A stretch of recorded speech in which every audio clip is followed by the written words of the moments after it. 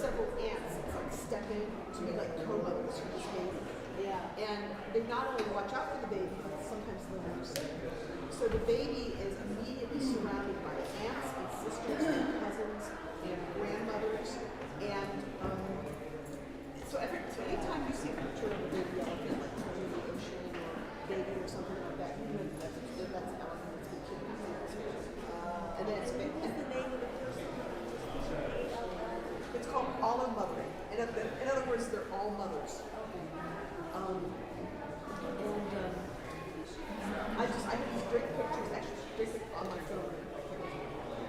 I have one picture of a baby elephant with like 6 elephants all standing around the baby in the middle in Asia. And then I have this wonderful picture of African elephants. And there's a baby elephant and then the 2 giant females, and they both have their trunks wrapped around the baby. So the baby doesn't run up to the photographer and say, hey, what's it? Wow. So, and it's because they have such a huge kit. Because elephants, compared to any other creature, including dolphins and humans and primates, have the largest hippocampus according to U.S. brain. And the hippocampus is where the emotional memories are. Is that like feeling? So they're more feeling creatures? And feeling memories, which is why a lot of times it's why orgasms are so because they're not in the family group. Baby elephants are more sensitive. And they're completely dependent on the others when they continue to chew. It takes them 2 years just to figure out how to use their nose.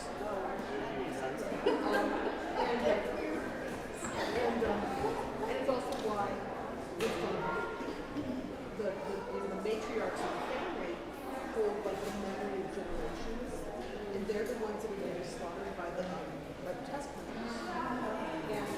And then the little ones just kind of don't know what to do. And there's been some research that says that young elephants that are orphaned as a result of poaching suffer from PTSD. So they're awesome.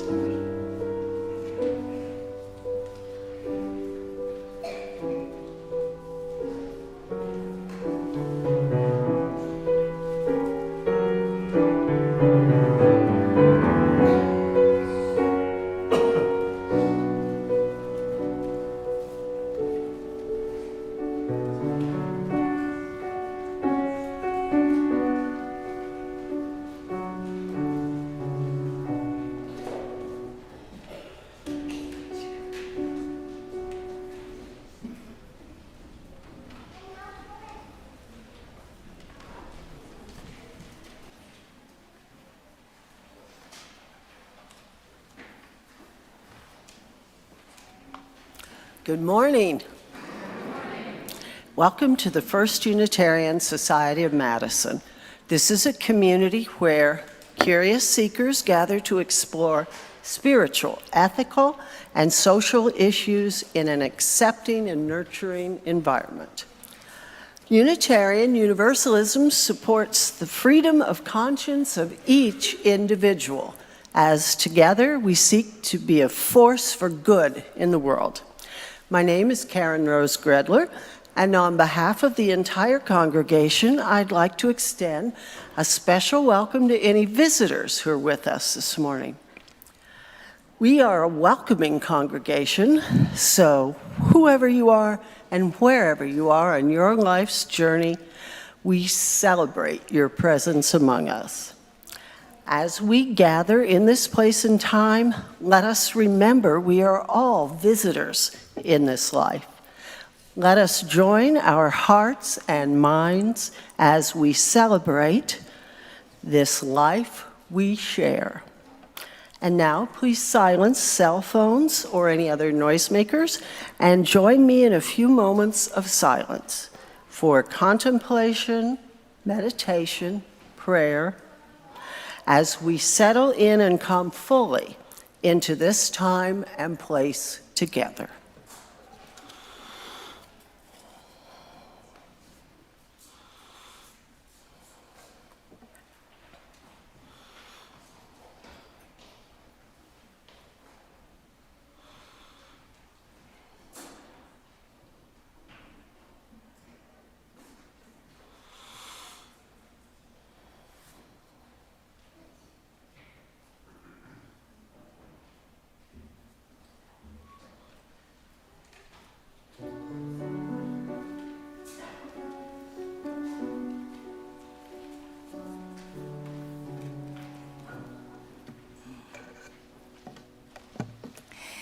Each morning we hold out our chalice of being to be filled with the graces of life that abound, air to breathe, food to eat, companions to love, beauty to behold, causes to serve.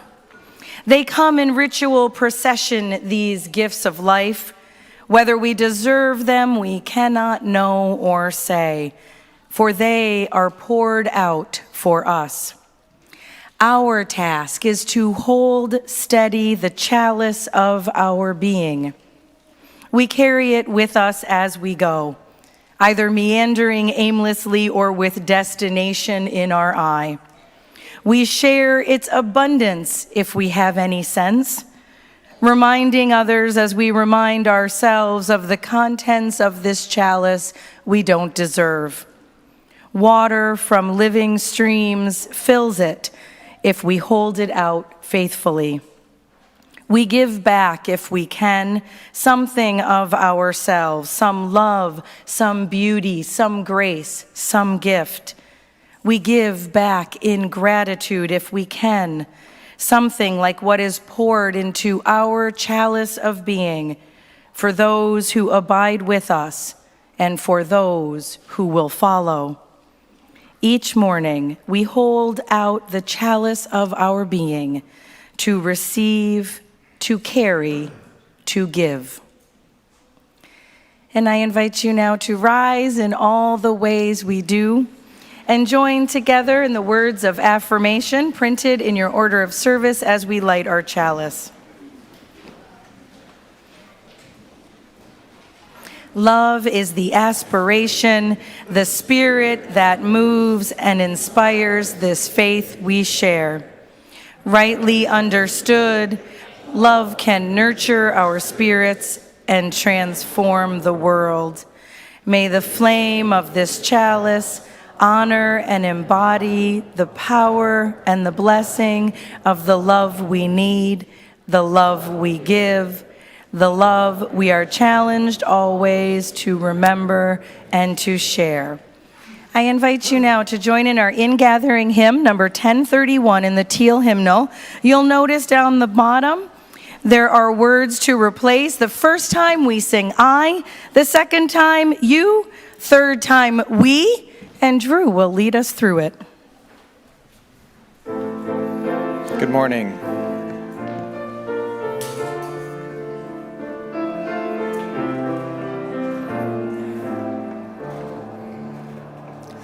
May I be filled with loving kindness. May I be well. May I be filled with loving kindness. May I be well. May I be peaceful and at ease.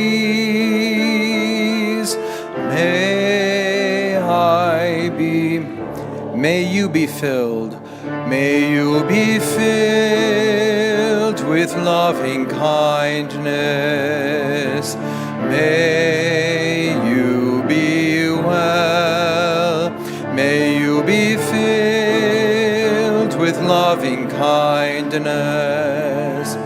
May you be well. May you be peaceful and at ease.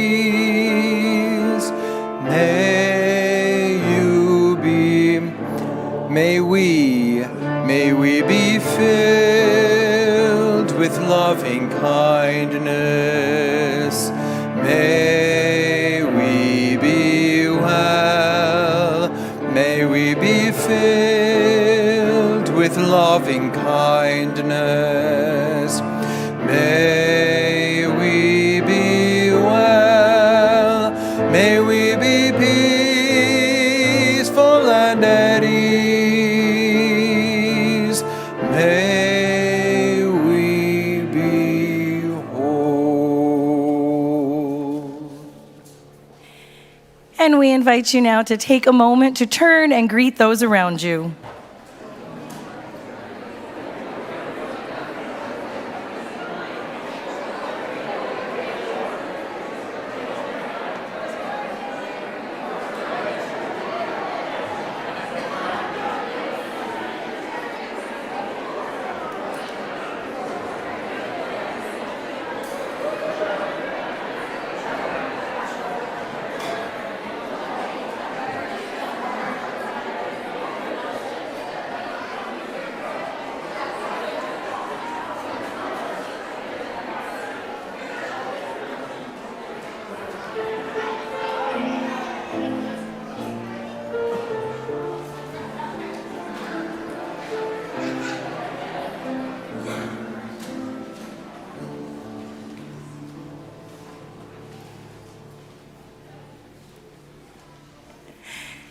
Each month, we take time together in the spirit of acceptance and support to name the sorrows and the joys of our lives.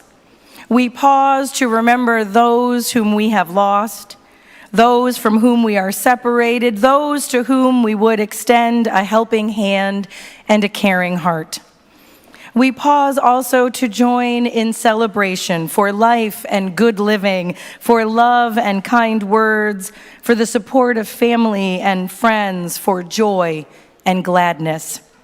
So we invite you now to share with one another these moments of meaning in your own life or the life of a loved one.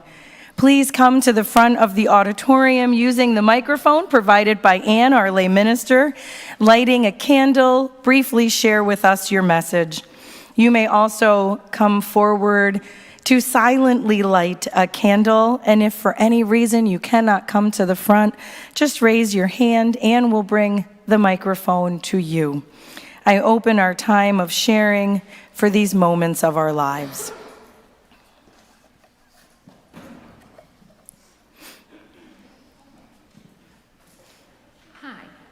My daughter had twins born at 34 weeks on January 16th.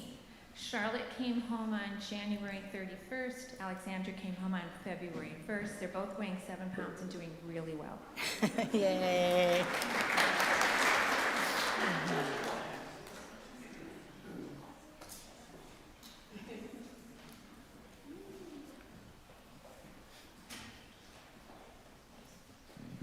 Hi, I want to share joy of this fellowship about 45 of us went up north last weekend for an annual, 39th annual traditional ski trip at Trees for Tomorrow. And I met a whole bunch of new people, and I think we had a very great fellowship and a good time.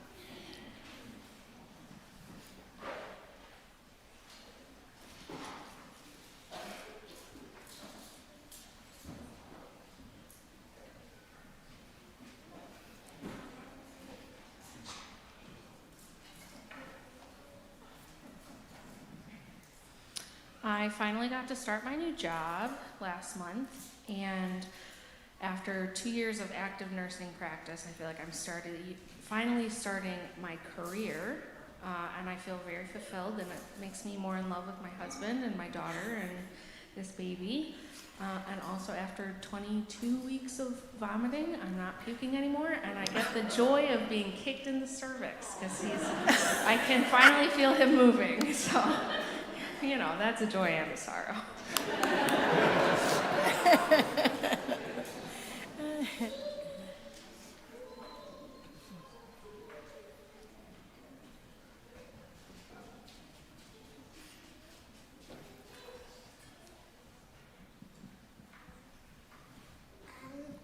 My baby cousin Caleb was born 2020 February 10th. Wow. 2020 February 10th. Yeah. Congratulations. You're kind of scared? Here, I can help you.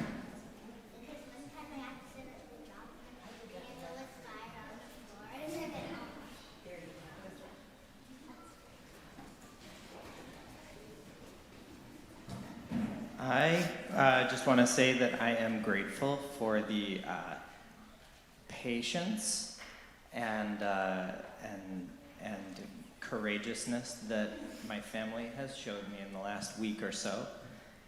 And I just learned yesterday that garlic mustard will actually kill itself after a couple of decades. So I'm okay with that.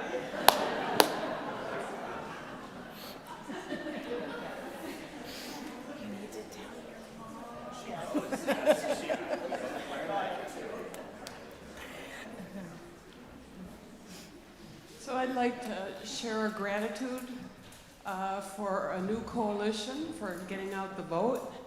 And you're welcome to join us. We have a vote-mobile that's going out all over Wisconsin every single weekend. And there are many people in this room that are working, and so it's a lot of fun. And this is an important year to do what we can. We had a really good coalition when we had the Go Vote coalition some years ago. We had a lot of nonprofits coming together. So deep gratitude to all who work so hard. Tim, too.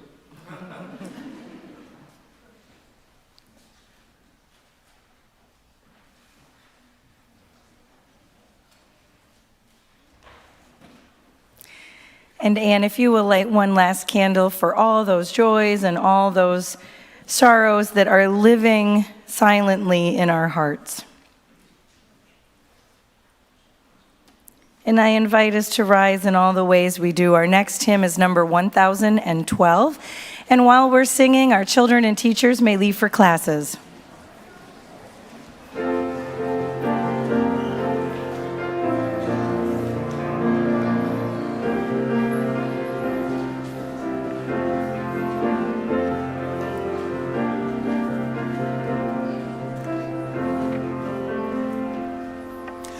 When I am frightened, will you reassure me? When I'm uncertain, will you hold my hand? Will you be strong for me, sing to me quietly? Will you share some of your stories with me? If you will show me compassion, then I may learn to care as you do. Then I may learn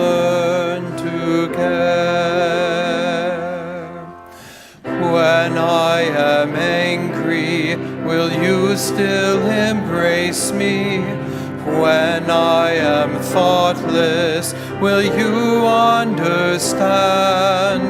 Will you believe in me? Stand by me willingly. Will you share some of your questions with me? If you will show me acceptance, then I may learn to give as you do. Then I may learn to give. When I am troubled, will you listen to me? When I am lonely, will you be my friend? Will you be there for me, comfort me tenderly? Will you share some of your feelings with me? If you will show me commitment, then I may learn to love as you do. Then I may learn to love.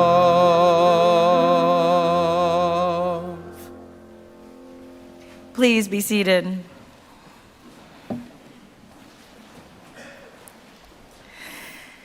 Our reading today comes from Teresa Honey Youngblood.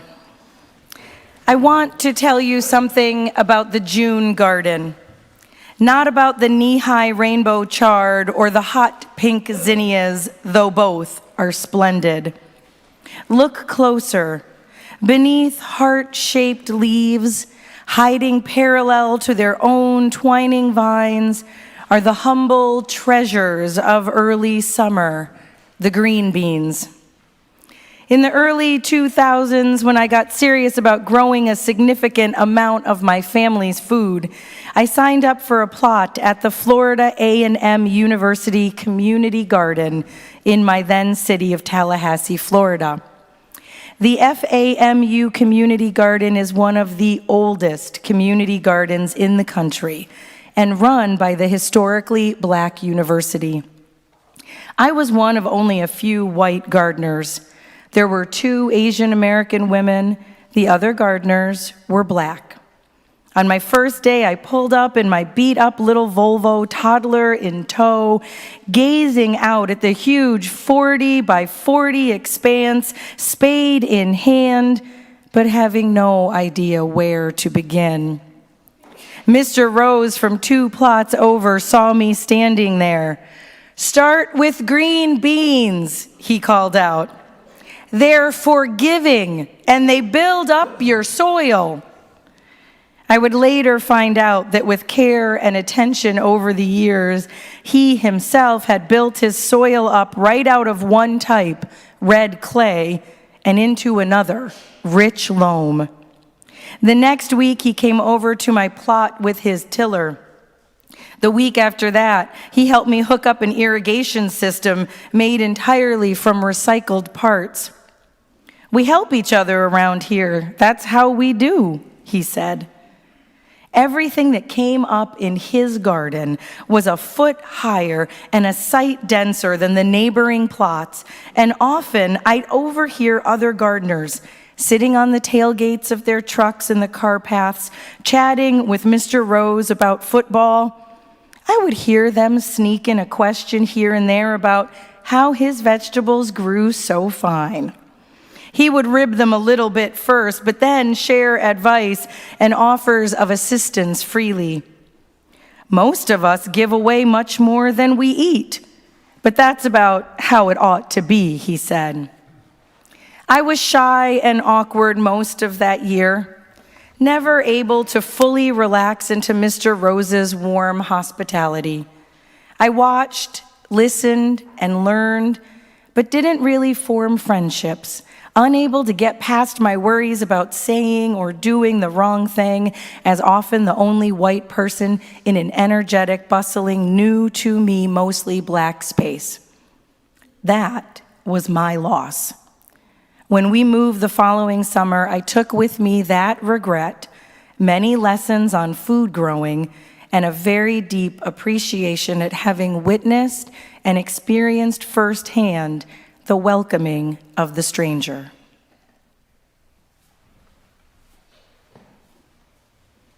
Our anthem this morning is an amalgam of First Nations musical traditions from Canada and the United States. The melody we'll sing to, the first is a Navajo melody and prayer translated into English. The second is by Windsong Martin, who, as far as I can tell, is not a member of the First Nations, First Nation, but she is a songwriter, specializes in music of the women's movement and the ecological movement, especially the water protection movement. On percussion, Doug Hill, who in a former life was a world-famous French horn player, has now found his true calling as a percussionist on indigenous instruments. The drum he's playing is Buffalo Hide from the Sioux Nation and the rattle from the Winnebago Nation.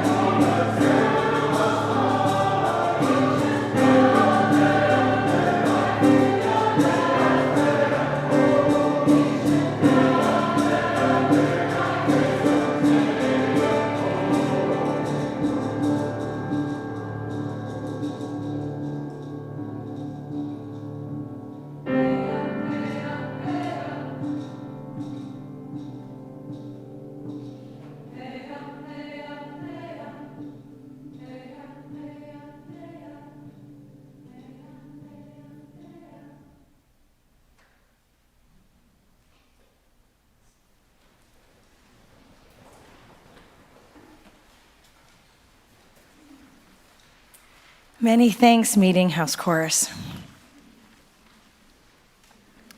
Our reading today from Teresa Honey Youngblood instantly transported me back to the small court where I grew up in Scranton, Pennsylvania, and to a very special place that was once there. Our street was small, just wide enough for one car to pass at a time, with houses that were pretty close together, kids running around most of the time, mothers yelling for them out of the windows when it was time to come home, and a massive magical garden that was the purview and happy place of a man I knew only as Goomba. I had to call my mother this week to ask her about him and to ask her his name, which turned out to be Tony Capriola, for I knew him always and forever as Goomba. He had a fascinating language for us children. It was this beautiful, almost musical blend of English and Italian, and he would spontaneously break into song. He spent his days out in the garden growing tomato plants that were as tall as we were, and corn that was easily 3 times our size. In the summer months when our beleaguered parents were trying to figure out how to keep us occupied for all those many days, Goomba was always there. We would play hide and seek among the vegetables. Then he would show us how to till the soil, how to tell what were weeds that needed to be picked, and what were plants that needed to be watered. As the plants grew, he would tell us stories of Italy, of fields of fruit as far as the eye could see, of the sweet delight of eating warm vegetables right off the vine in the summer sun. We would have told you we knew everything about this man. We were the ones who listened to his stories and heard his songs, but it wasn't until we were grown and he was gone that we learned more about his open spirit and his generous heart. Only later that we would learn that the plants he cared for so tenderly became the saving grace of many families in our neighborhood, families that were struggling to provide food to hungry children, who would wake in the morning to discover a basket of warm fruits and vegetables left on their porch in those early morning hours. He never said it was him. He never took any credit. Somehow he just knew, and he did what he could. To us kids, he was a kind old man who had funny words we didn't hear anywhere else, who wanted to know about our days, who taught us the importance of tilling the soil, planting the seed, hoping for better things to come. It wasn't until later that we learned of the hard times he experienced when he arrived in this country, how he had survived because of the kindness of others, and how he made it his mission to grow enough food so that no one on our street would be hungry or alone. In this man, I learned from a very young age what it meant to live a generous life, to live from a place of abundance, believing that moving through the world with a generosity of spirit to do what one could was how we needed to live. This is how we would survive. Generosity as a way of being in the world. For Goomba, it came from a knowledge of hard times, of loss and pain, of the very real need for someone else to survive, knowing that he needed to rely on others, and then believing deeply that it was his mission to now be there for those who came after. Reverend Scott Alexander says, generosity is the relational virtue of creating an abundance of kind and caring traffic in and around your life. Being generous in this way means that day in and day out, you give freely of yourself, pouring yourself out to the world, giving time, care, attention, support, sharing concrete resources and possessions of all sorts freely from your inner reserves so that others might be enriched and blessed.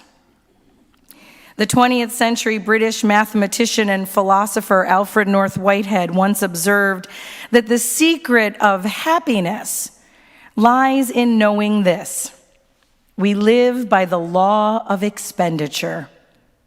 We find the greatest joy not in getting, but in expressing what we are. There are tides, he says, in this ocean of life, and what comes in depends on what goes out. The currents flow inward only where there is an outlet. Nature does not give to those who will not spend. Here, gifts are merely loaned to those who wouldn't use them. Empty your lungs and breathe. Run, climb, work, and laugh. The more you give out, the more you shall receive. Now we know that there is that voice that creeps in, a fearful voice that says, I don't know, if you keep giving, you may not have enough. If you open yourself to another, you could get hurt, taken advantage of, or made to look like a fool. I understand this fear. And there's a need to find a balance in giving and receiving. But being limited by fear does not bring joy.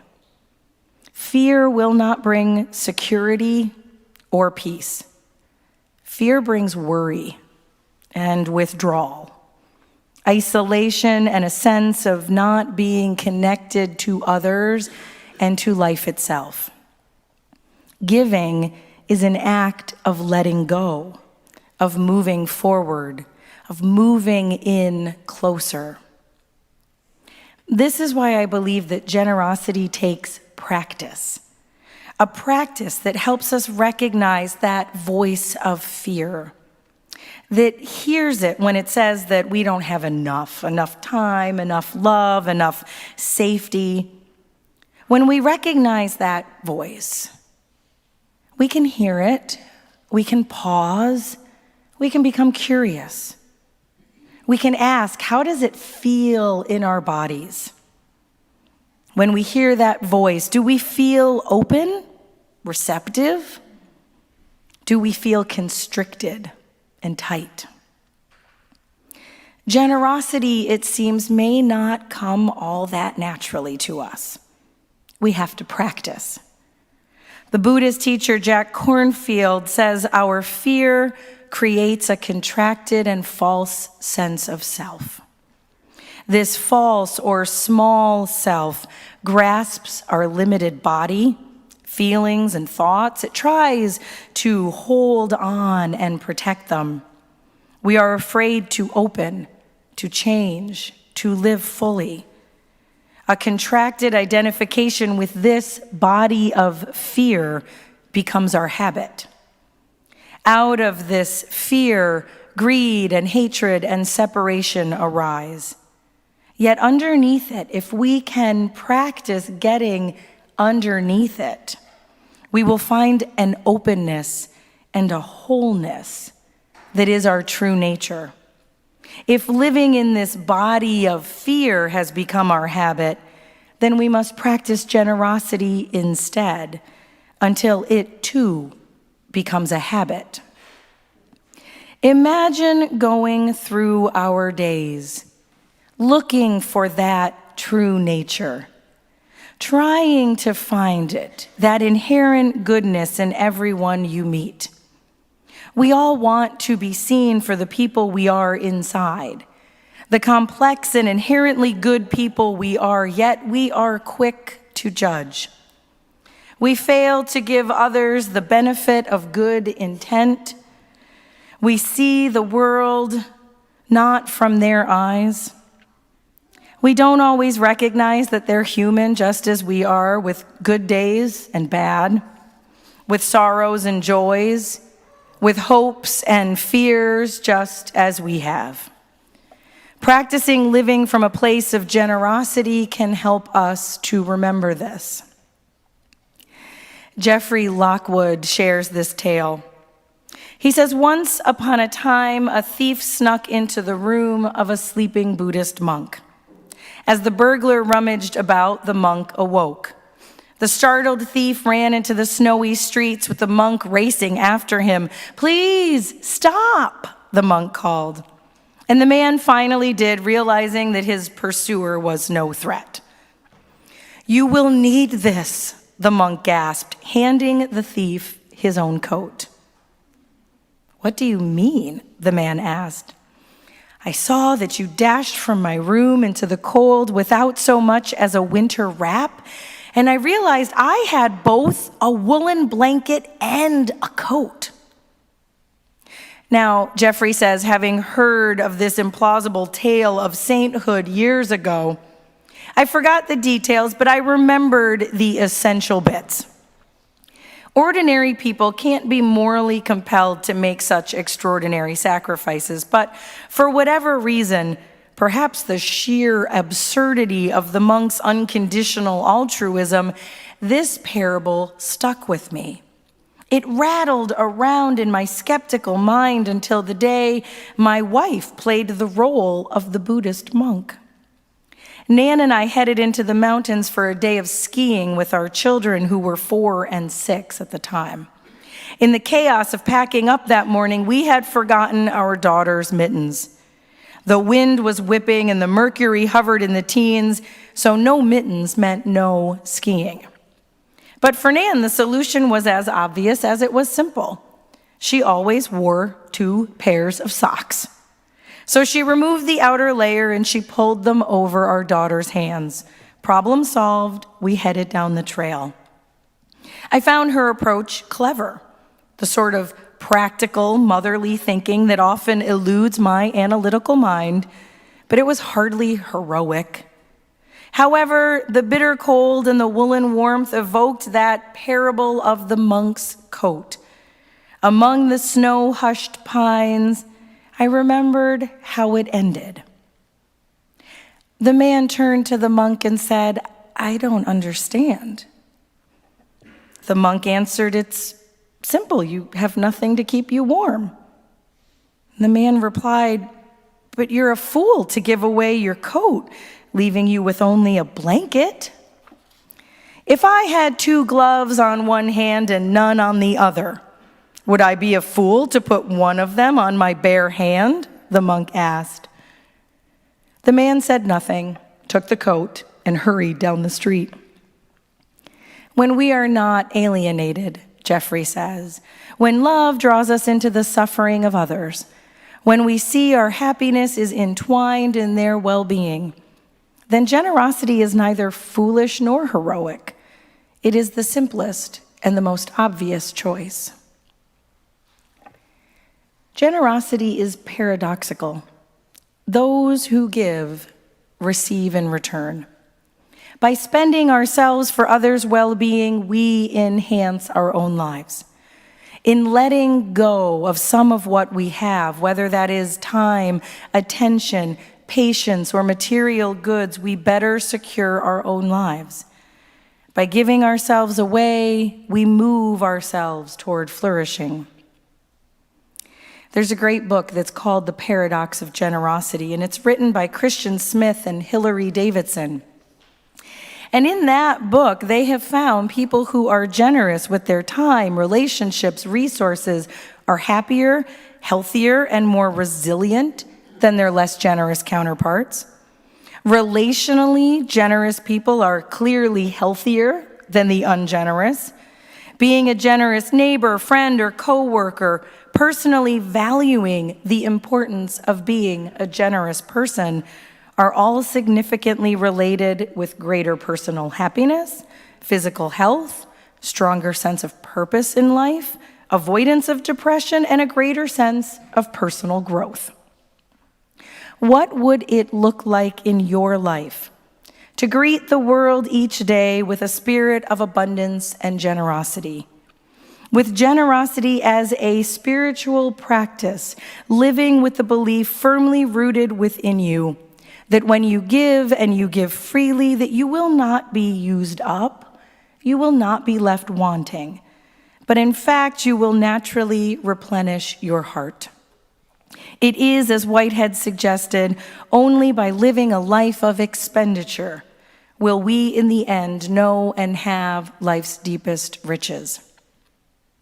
Live in a way that creates an abundance of kind and caring traffic in and around your life. I think back to Tony Capriola. I see him leaning on his garden gate, waving hello to those who passed, greeting everyone with a smile, a wave, often a tomato shining in the sun. Did he know this secret of generosity, I wonder? Did he realize that the more he gave, the happier he became? I don't believe he was reading any books on generosity or studying the latest research. I just think he knew. Whenever we live with generosity, not only do we bless the world and those around us, we are ourselves quietly blessed. This is the holy miracle of generosity. So I'll leave you today with one of my favorites from Maya Angelou. She has so many. This one, though, I think is my favorite. She says, there is this African-American song from the 19th century that says, when it looks like the sun wasn't going to shine anymore, God put a rainbow in the clouds. Imagine. I have had so many rainbows in my clouds. I've had a lot of clouds, but I have had so many rainbows. And one of the things I do when I step up on the stage, when I go to teach a class, when I go to direct a movie, I bring everyone who has ever been kind to me with me. Black, white, Asian, Spanish-speaking, Native American, gay, straight, everybody. I say, come with me. Come with me, I need you now. I don't ever feel as if I have no help.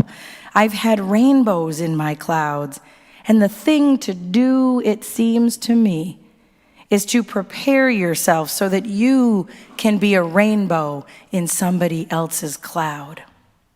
Somebody who may not look like you, may not call God the same name you do if they call God at all, may not eat the same dishes prepared the same way you do, and may not dance your dances or speak your language. But I believe the thing to do is be a rainbow. Prepare yourself to be a blessing to somebody. That's what I think. Our offering today is our opportunity to give thanks for all those gifts in our lives, a recognition of our deep connections and our abundance. Our outreach offering recipient this week is Voces de la Frontera. You can find out more about their good work in the order of service, also at a table out in the Commons where they have information, and we thank you for your generosity.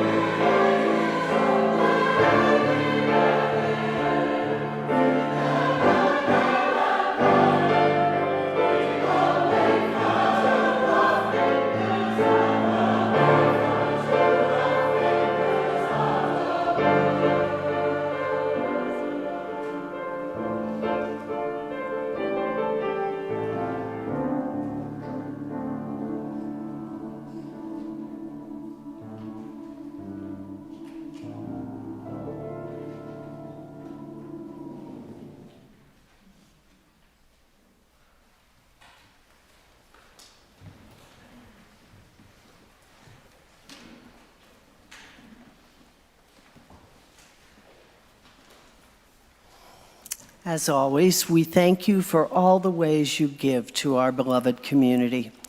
Today, in addition to your generous financial stewardship, we sincerely appreciate the volunteer work of those helping to make our service run smoothly this morning. Our sound operator is David Briles. Our lay minister is Ann Stevens Smiley and Gail Bliss. Our greeters are Katie Beam and Claire Box. And Katie reminded me that the entire Woodbeam family, including Justin Woodward and their son Max, were all up there greeting, and I saw them doing that. Our ushers are Teresa Rademacher, Nancy Daly, Michael Ossie, and Justin Woodward. And hospitality, making coffee, are T.D. Pearson and Franz Musarid Varga. Cricket Stevens Gage is at our welcome table, and our pulpit palms have been cared for by Hannah Pinkerton. Following the service, John Powell will be doing a tour of the campus, and if you're interested in that, please meet him over on this side of the auditorium to your left, close to the windows right after the service. I have an announcement also from the board. Please stop by the computer station in the Commons after the service, where board member Creel Ziering will be answering any questions you have and be happy to talk to you about the ministerial search process. So that's out just to the left of the back doors there. Thank you.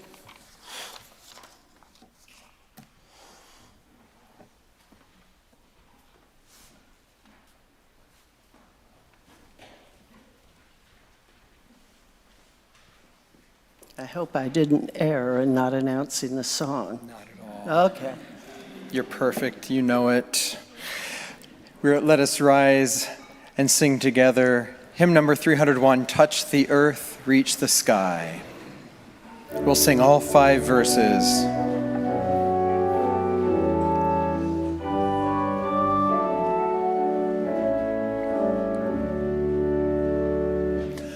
Touch the earth, reach the sky, walk on shores while spirits fly, over the ocean, over the land, our faith a quest to understand. Touch the earth, reach the sky, children ask the reasons why. In our lives the answers show, and by our love they learn and grow.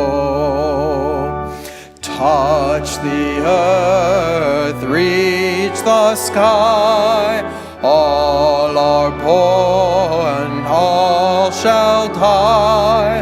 Life's the time left in between, to follow a star, to build a dream. Touch the earth, reach the sky, hug the laughter, feel the cry. May we see where we can give, for this is what it means to live.